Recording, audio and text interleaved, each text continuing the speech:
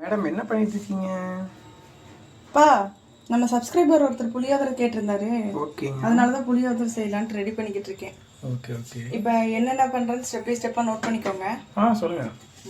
இப்போ வானலியை சூடு பண்ணி கொஞ்சமாக நல்லெண்ணெய் ஊற்றிருக்கேன். ஓகேங்க. அதுக்கப்புறம் ஒரு 1/4 டீஸ்பூன் கடுகு சேர்த்துக்கலாம்.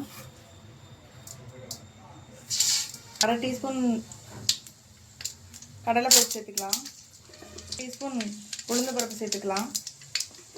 இப்போ ஒரு கொத்து கருவேப்பிலை சேர்த்துக்கலாம். அது கூட கொஞ்சம் காஞ்ச மிளகாய் சேர்த்துக்கலாம். குட்டி குட்டியாக நறுக்கி வச்சுருக்க வெள்ளைப்பூண்டு கொஞ்சம் சேர்த்துக்கலாம். கொஞ்சமாக டர்மரிக் சேர்த்துக்கலாம். ஒரு 1/4 டீஸ்பூன் டர்மரிக் சேர்த்துக்கலாம். ஒரு கையளவுக்கு நிலக்கடலை சேர்த்துக்கலாம். ஒரு 1/4 டீஸ்பூன் அளவுக்கு பெருங்காயம் ஆட் பண்ணிக்கலாம். உங்கள் தேவைக்கேற்ப உப்பு ஆட் பண்ணிக்கலாம். இடித்த வெல்லம் கொஞ்சமாக சேர்த்துக்கோங்க.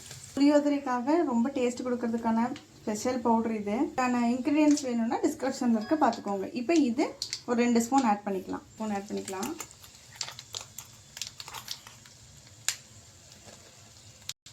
ஒரு பெரிய லெமன் சைஸ் புளி எடுத்து கரைச்சி வச்சுருக்கோம். இதையும் ஆட் பண்ணிக்கலாம். இப்போ இதை நல்லா கொதிச்சு வரட்டும். கொதிச்சு சுண்டி வரும். அந்த ஸ்டேஜில் நம்ம எடுத்து சாப்பாடு ஆட் பண்ணி கலரிக்கலாம். இப்போ புளியோதரை பேஸ்ட்டு நல்லா ரெடி ஆகிடுச்சு. இப்போ நம்ம சாப்பாடு போட்டு மிக்ஸ் பண்ணிடலாம். எல்லாம் நல்லா மிக்ஸ் பண்ணி விட்டுக்கலாம். இப்போ சாப்பாடு நல்லா ரெடி ஆகிடுச்சு. எல்லோரும் சாப்பிட்லாம். இந்த வீடியோ எல்லாருக்கும் ரொம்ப பிடிச்சிருக்குன்னு நினைக்கிறேன்.